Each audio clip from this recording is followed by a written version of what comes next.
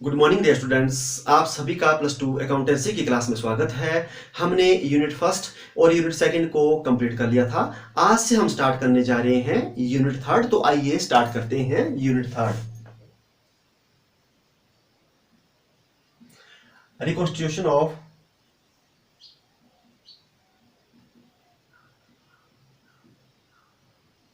Partnership firm.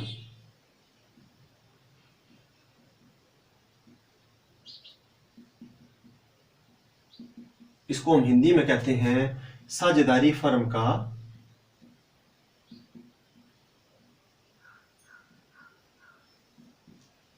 पुनर्गठन।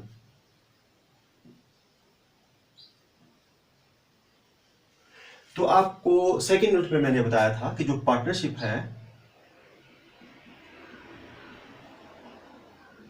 इसका origin उद्गम वो होता है एक एग्रीमेंट से, और जैसे ही एग्रीमेंट होता है और बिजनेस क्या हो जाता है स्टार्ट।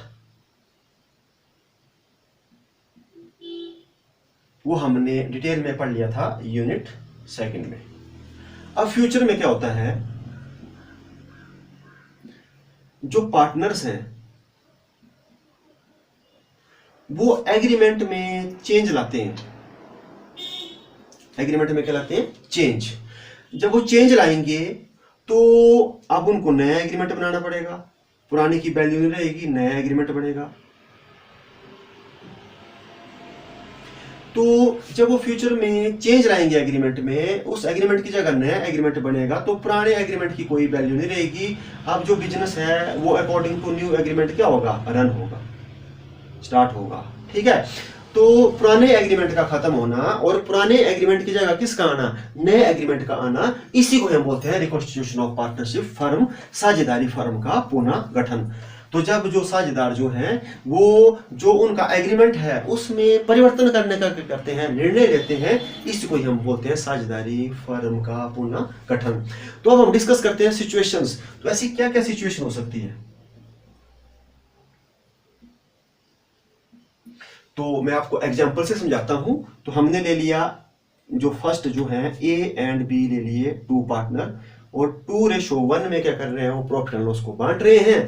अब उन्होंने क्या किया? फ्यूचर में 1:1 में प्रॉफिट को बांटने का क्या किया? डिसीजन लिया।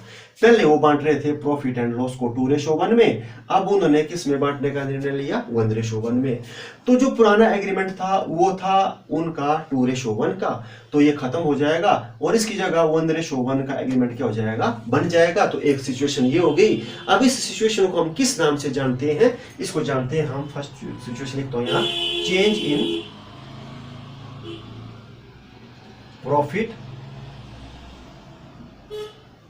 Sharing ratio among existing partner. ठीक है। क्या कर दिया? चेंज करने का डिसीजन ले लिया पार्टनर ने प्रॉफिट शेयरिंग रेशो को। तो एक होगी सिचुएशन ए। तो क्या हुआ? जो पुराना एग्रीमेंट खत्म, नया बन गया, इसको रिकॉन्स्टिट्यूशन ऑफ पार्टनरशिप फर्म बोलेंगे। अब बी हम डिस्कस करते हैं। तो बी में क्या है कि ए एंड बी पार्टनर थे, 3:2 में वो बांटते थे। उन्होंने क्या किया? सी को कर दिया admit as a new partner. ठीक है। अब उन्होंने सी को क्या कर दिया? अपना पार्टनर बना लिया। तो अब एग्रीमेंट किस में होगा? अब एग्रीमेंट होगा ए, बी और सी में। तो पुराना एग्रीमेंट क्या हो गया? वो था ए और बी का खत्म। अब जो है नया बनेगा, इसको हम रिकॉन्स्टिट्यूशन ऑफ पार्टनरशिप फर्म बोलेंगे। तो ये जो सिचुएशन है ये बन गई सेकंड सिचुएशन हमारे पास, admission of a new partner. Admission of a new partner, ये बी केस हो गया। अब हम सी केस करते हैं डिस्कस। तो सी में हम क्या मानते हैं कि ए, बी और सी जो हैं वो 3 पार्टनर हैं, और सी क्या हो गया? रिटायर। सी को क्या कर दिया गया? रिटायर कर दिया। अब जो पुराना एग्रीमेंट था वो था ए, बी और सी में। अब जो न्यू एग्रीमेंट है वो बनेगा ए एंड बी में। ठीक है, तो पुराना एग्रीमेंट क्या हो गया, इनका खत्म हो गया, इसकी जगह ए और बी में नया एग्रीमेंट बनेगा, इसको हम रिकॉन्स्टिट्यूशनल पार्टनरशिप फर्म बोलेंगे। तो ये सिचुएशन क्या बन गई, ये बन गई आपकी third retirement, retirement of a partner, retirement of a partner. अब हम देखते हैं डी, तो डी क्या बन सकती है, डी बन सकती है कि जैसे ए बी सी 3 पार्टनर थे और जो बी है उसकी क्या होगी, डेथ, उसकी मृत्यु हो गई। तो पुराना एग्रीमेंट था ए बी और सी में, अब जो नया एग्रीमेंट किस में बनेगा, ए और सी में। तो पुराना खत्म हो गया, इसकी जगह ले ली ए और सी ने, तो इसको भी हम बोलते हैं रिकॉन्स्टिट्यूशनल पार्टनरशिप फर्म। तो ये बन गया हमारे पास fourth, death of a partner, death of a partner. अब पांचवा जो केस हो सकता है आपके पास, वो हो सकता है कि 2 फर्म्स हैं, एक होगी जैसे ए बी सी, एक हो गई एक्स वाई जेड, 2 फर्में हैं। अब वो सेम बिजनेस कर रही है, जो काम ए बी सी कर रही है वही एक्स वाई जेड कर रही है, ठीक है। तो अब ये पहले कंपटीशन कर रही थी, तो कंपटीशन का फायदा किसको होता है, कस्टमर को। तब इन्होंने क्या किया, इकट्ठे होने का क्या कर लिया, डिसीजन ले लिया, एमालगामेट पड़े होने, तो एमालगामेट हो गए, इकट्ठे हो गए, तो A B C X Y Z, अब ये फर्म बन गई नहीं।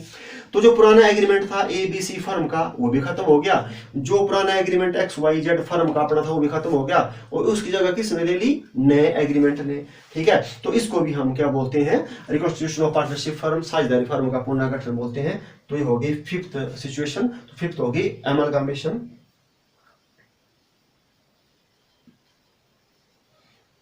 Of 2 partnership firm. तो ये 5 सिचुएशन हो सकती हैं, 5 सिचुएशन हो सकती है साझेदारी फर्म के पुनः गठन की। तो इसके बारे में क्या कर दिया आपको मैंने बता दिया। अब हम पढ़ रहे हैं अकाउंट, तो अब हमने जो है इसमें से क्या क्या एडजस्टमेंट्स करनी है इनमें, तो हम अब जानते हैं एडजस्टमेंट्स के बारे में।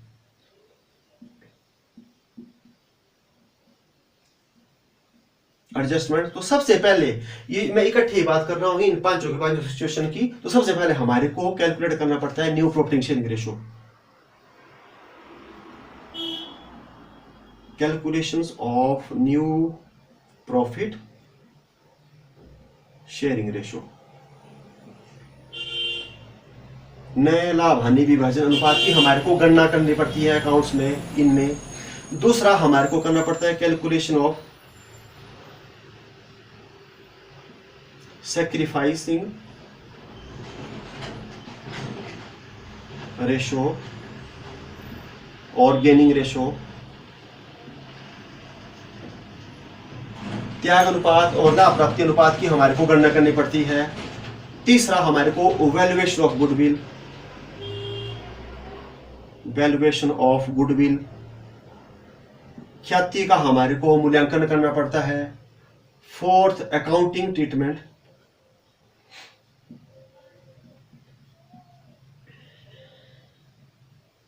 अकाउंटिंग ट्रीटमेंट ऑफ गुडविल ये हमारे को करनी पड़ती है। उसके बाद 5th नंबर पे एडजस्टमेंट्स ऑफ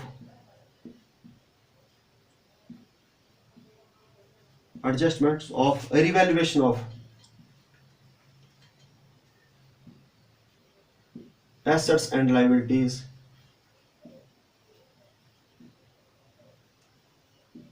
संपत्तियों और दायित्वों का हमारे को पुनः मूल्यांकन, उनकी एडजस्टमेंट करनी पड़ती है।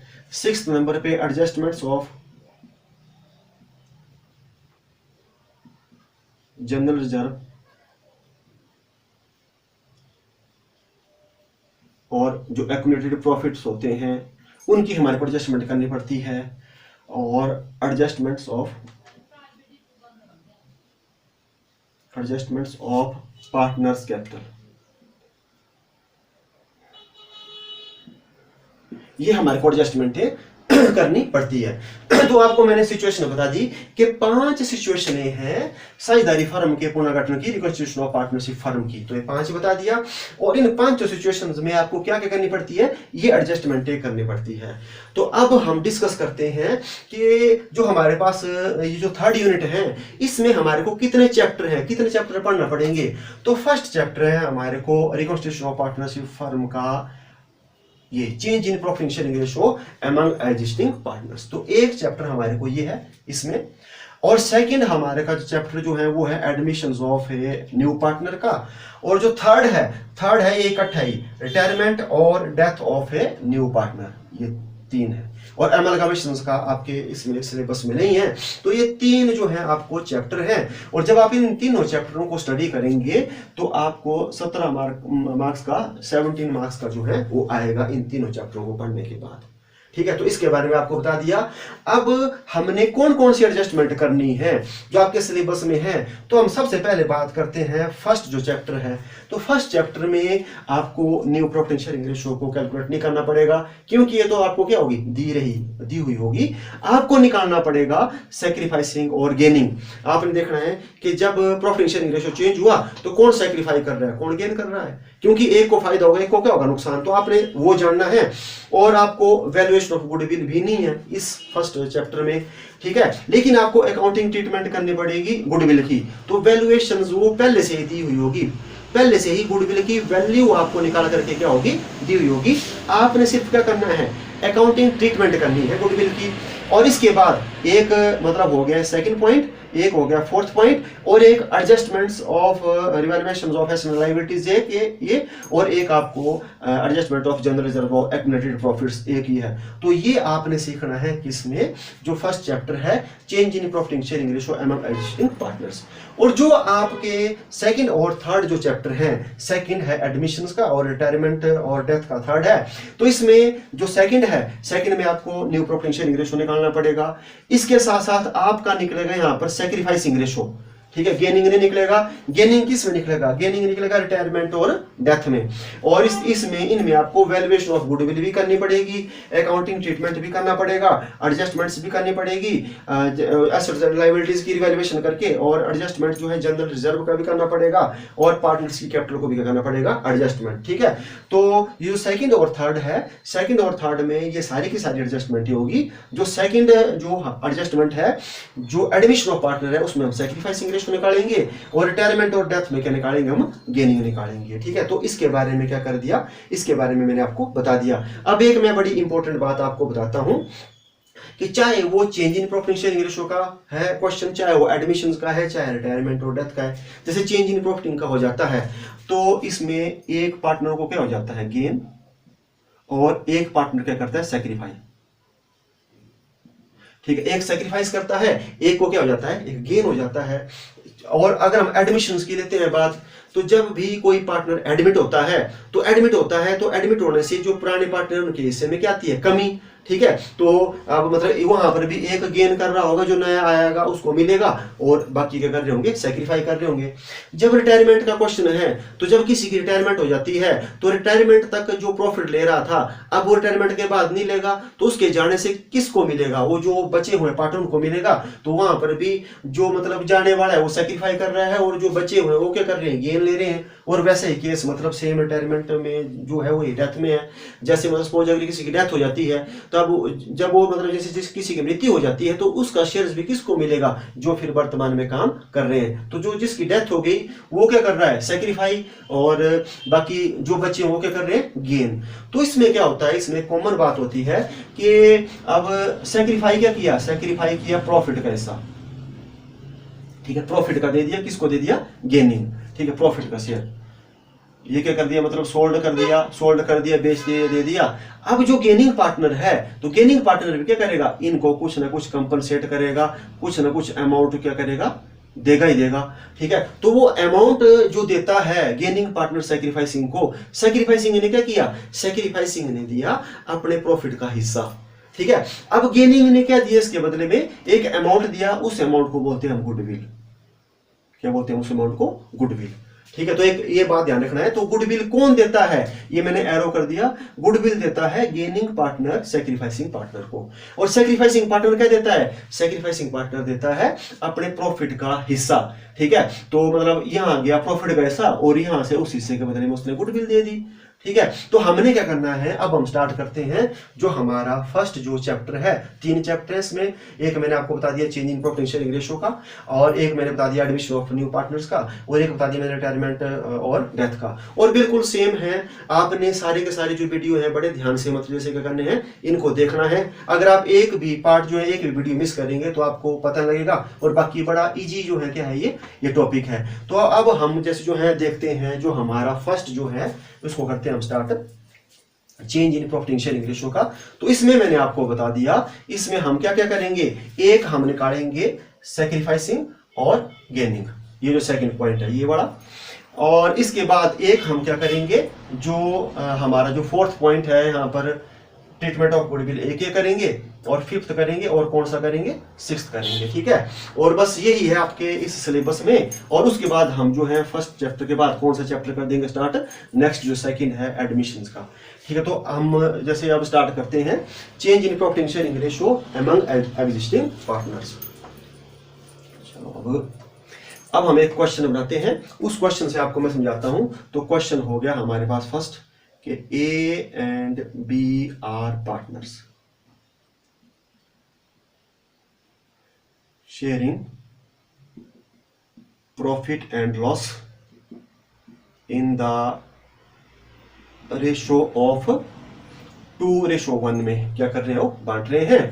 अब फ्यूचर में उन्होंने 1:1 में क्या कर दिया, बांटने के लिए वो एग्री हो गए। ठीक है, फ्यूचर में 1:1 में बांटने में क्या हो गया, वो एग्री।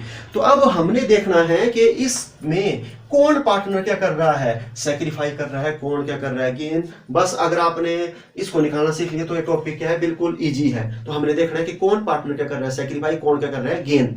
तो अब आपको मैं एक एग्जांपल बताता हूं कि जैसे यहाँ ए है पार्टनर, यहाँ क्या है बी। ए को सबसे पहले कितना मिल रहा था, 100, ये मिल रहा था ओल्ड में, और इसको बी को मिल रहा था ओल्ड में, इसको भी मिल रहा है 100। अब न्यू, अब इसको लग पड़ा मिलने 80 और इसको लग पड़ा मिलने 120, ये हो गया न्यू शेयर जो उसका। अब ए ने क्या किया, सैक्रिफाई किया। ठीक है, कितना किया, 20, और बी का क्या हो गया, गेन, ये चल गया प्लस में, ये किस में चल गया, माइनस में। ठीक है, तो अब क्या करना है, अब हमारे को सबसे पहले पता होना चाहिए फार्मूले का, सैक्रिफाइस रेशो का जो है फार्मूला क्या होगा। तो सैक्रिफाइस रेशो का फार्मूला होता है हमेशा अपने बड़े अमाउंट से क्या करना, छोटा लेस करना। तो सैक्रिफाई का मतलब क्या है कि पहले आपको ज्यादा मिल रहा था, अब क्या मिल रहा है, कम। तो सैक्रिफाइसिंग रेशो का old share minus new share, ये होगा सैक्रिफाइसिंग का, old share minus new share. अब जब हम बात करेंगे किसकी, गेनिंग की, गेनिंग हमने निकालना है। तो गेनिंग में पहले क्या मिल रहा था, कम, अब क्या मिल रहा है, ज्यादा। तो इसमें फार्मूला होगा new share minus old share. तो इसमें जो है 2 क्वेश्चन आपके ऑब्जेक्टिव मार्क्स के भी आते हैं। तो एक क्वेश्चन आपका ये भी हो सकता है कि सैक्रिफाइसिंग रेशियो का फार्मूला बताओ, तो old shares minus new shares. Gaining का बताओ तो new shares minus old share. इसमें आपने कंफ्यूज नहीं होना है, हमेशा बड़ी से करना है, छोटी रकम को माइनस करना है, क्योंकि सैक्रिफाई का मतलब होता है पहले ज्यादा मिल रहा था, अब क्या मिल रहा है, कम। ठीक है, तो अब हम जैसे जो है निकालते हैं कि ये जो पार्टनर है इसमें से कौन सैक्रिफाई कर रहा है और कौन क्या कर रहा है, गेन। हम इसके बारे में सीखेंगे। तो इसको हम क्या कर सकते हैं, 2 तरीके से जैसे जो है निकाल सकते हैं, मतलब बिल्कुल बराबर आएगा। हम सबसे पहले निकालते हैं किससे, इसको हम निकालते हैं यहाँ पर क्वेश्चन नंबर फर्स्ट, यहाँ भी हमने क्वेश्चन फर्स्ट कर दिया। हम निकाल रहे हैं, आपने क्वेश्चन में निकालना है एक तरीके से, जो भी आपको अच्छा लग रहा है। यहाँ मैं दोनों तरीके से जाता हूँ। तो हम यहाँ निकालेंगे हम सैक्रिफाइसिंग रेशियो से। तो इसका फार्मूला हो गया old share minus new share, और यहां इस तरफ मैं करता हूं इसको गेनिंग रेशियो से निकालता हूं। तो गेनिंग रेशियो का मतलब फार्मूला हो गया new share minus old share. ठीक है, अब ये क्वेश्चन है हमारे पास। अब हम देखते हैं कि इनकी जो ओल्ड रेशियो है, ओल्ड रेशियो क्या है, old ratio of A and B, A और बी की कितनी है। तो ए की यहां पर बताई हुई है 2:1।